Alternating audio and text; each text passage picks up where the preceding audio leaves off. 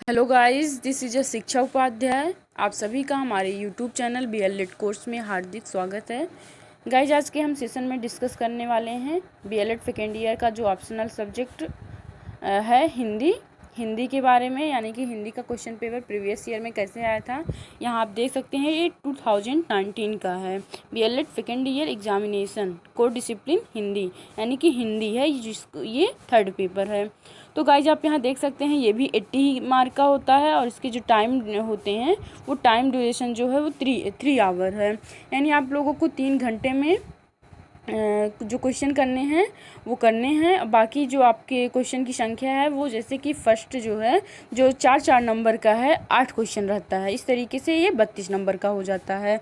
फिर गाइज उसके बाद अभी हम आगे बताएंगे कि 4 यूनिट दी जाती है, जिसमें से आप लोगों को 4 सवाल अटेम्प्ट करना रहता है, बाकी 4 छोड़ देना रहता है। तो 4 सवाल वो जो होगा वो 12 नंबर का होगा। तो 12 चौका 48 और 32 यानी कि 80 नंबर ये टोटल इसके नंबर हैं।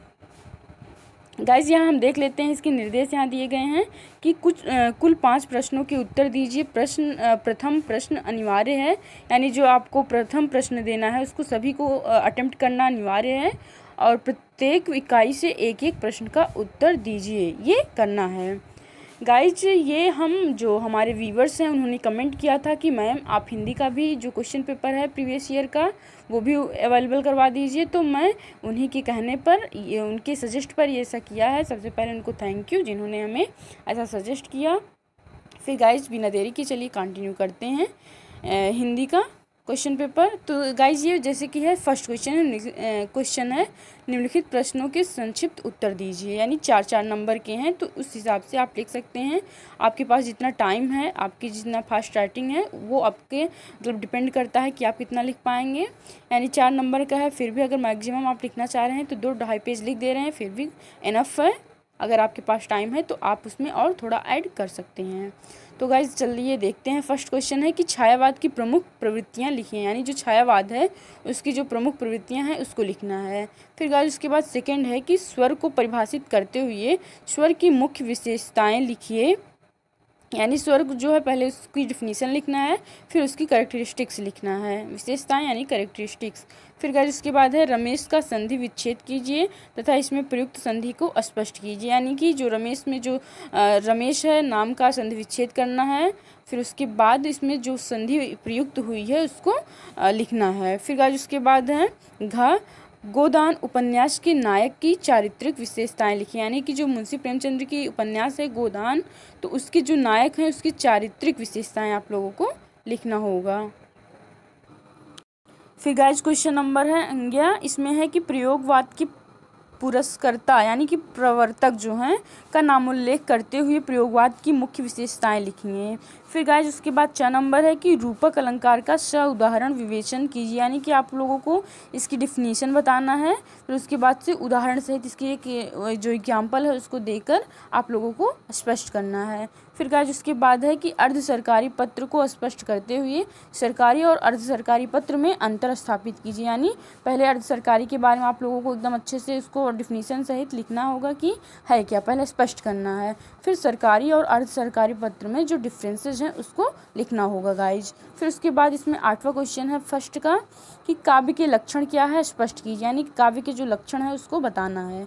फिर गाइज इस तरीके से यूनिट 1 करके ऐसे unit second, unit third, unit fourth करके रहेगा।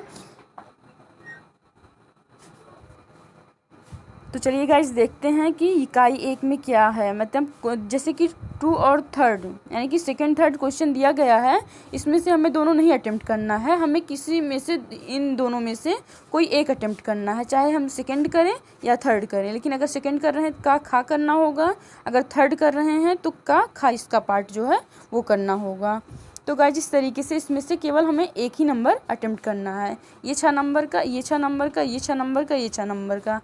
तो गाइज अगर हम सेकंड कर रहे हैं तो 12 नंबर का, थर्ड कर रहे हैं तो भी 12 नंबर का, यानी कि एक ही अटेम्प्ट करना है। इस तरीके से चारों यूनिट में करना है। तो गाइज चलिए देख लेते हैं क्वेश्चन कि स्वर और व्यंजन को परिभाषित कीजिए तथा स्वर और व्यंजन में अंतर स्पष्ट कीजिए, ये एक करना है। फिर उसके बाद है कि समास किसे कहते हैं, समास के प्रमुख भेदों का निरूपण कीजिए। फिर गाइज उसके बाद है कि थर्ड निम्नलिखित में से किसी एक प्रश्न का उत्तर दीजिए।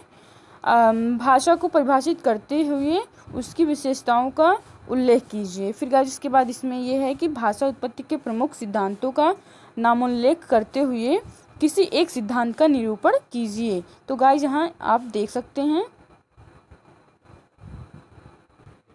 फिर गाइस यूनिट सेकेंड है यानी कि इकाई 2, इसमें भी 4th 5th दिया गया है, तो इसमें से चाहे हम 4 करें चाहे 5th, जो हमें अच्छे से, जिसका कॉन्सेप्ट क्लियर है, जो हमें अच्छे से आ रहा है, हम वही अटेम्प्ट कर सकते हैं। तो गाइस चलिए देख लेते हैं दोनों क्वेश्चन। पता रहना चाहिए किस टाइप का आता है। निम्नलिखित में से किसी एक प्रश्न का उत्तर दीजिए, यानी कि आपको चाहिए ये दोनों में से एक, दोनों करना है, यानी कि 4th नंबर या 5th नंबर। तो गाइज अगर इसमें है कि निम्नलिखित में से किसी एक प्रश्न का उत्तर दीजिए, यानी दोनों में से एक या इन दोनों में से एक, तो इस तरीके से 2 इसमें हो जाएगा, यानी 6 और 6, ये 6 नंबर का इन दोनों में से एक कर ले, मतलब अटेम्प्ट करेंगे तो, और इसमें से अगर एक अटेम्प्ट करेंगे तो 2 क्वेश्चन हो जाएंगे 6 नंबर के। इस तरीके से टोटल 12 नंबर के इकाई 2 में करना रहेगा। तो यहाँ आप देख सकते हैं कि है राम भक्ति शाखा की प्रमुख विशेषताएं लिखिए। फिर उसके बाद गाइज है कि रीतकाल की प्रमुख प्रवृत्तियों पर प्रकाश डालिए। फिर उसके बाद गाइज 5th नंबर में का और खा है, जिसमें से एक आप कर सकते हैं। द्विवेदी युग के प्रमुख रचनाकारों का नामोल्लेख करते हुए इस युग की विशेषताएं लिखिए। फिर खा नंबर है कि प्रगतिवाद का कालखंड निर्धारित कीजिए तथा इस युग की उपलब्धियों पर प्रकाश डालिए। फिर गाइज उसके बाद इकाई 3rd है, इसमें है कि निम्नलिखित में से किसी एक प्रश्न का उत्तर दीजिए। का खा दोनों हैं, तो इसमें का खा करके है, तो इसमें, और फिर उसके बाद 7th नंबर है, तो यानी कि इसमें से या इसमें हमें एक एक क्वेश्चन अटेम्प्ट करने हैं। जैसे कि कहानी की व्याख्या करते हुए इसके प्रमुख तत्वों को स्पष्ट कीजिए, या भीष्म साहनीकृत चीफ की दावत कहानी की कथा वस्तु लिखिए, इसमें से एक। फिर उसके बाद गाइस 7 का है नाटक के प्रमुख तत्वों का निरूपण कीजिए। फिर गाइस जो यूनिट 3rd था उसका एक पार्ट है कि का था, पहले इसके पहले हो चुका। फिर खा है कि उपन्यास के विकास में प्रेमचंद्र के योगदान पर इनका, यानी कि प्रेमचंद्र का कंट्रीब्यूट किया है, ये इस पर प्रकाश डालना है, तो ये करना है गाइस। फिर उसके बाद है इकाई 4, इसमें है कि निम्नलिखित में से किसी एक प्रश्न का उत्तर दीजिए।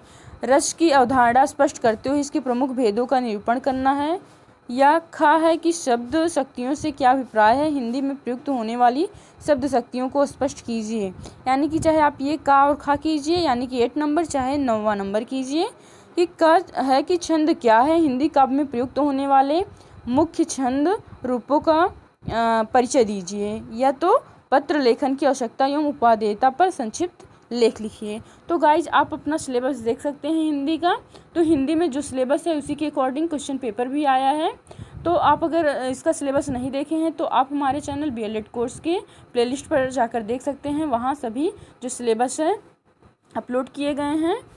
तो गाइज आज के लिए बस इतना ही, मिलते हैं नेक्स्ट वीडियो के साथ। गाइज आपको अगर BLED से रिलेटेड कुछ भी इंफॉर्मेशन लेनी है, यानी कि कोई भी टॉपिक से रिलेटेड कुछ भी जानना है, तो आप हमारे चैनल पर कमेंट कर सकते हैं, हम ज़रूर उसको बताएंगे, आप लोगों को अच्छे से क्लियर करेंगे। तो गाइज चलिए नेक्स्ट बार मिलते हैं, आज के लिए बस इतना ही।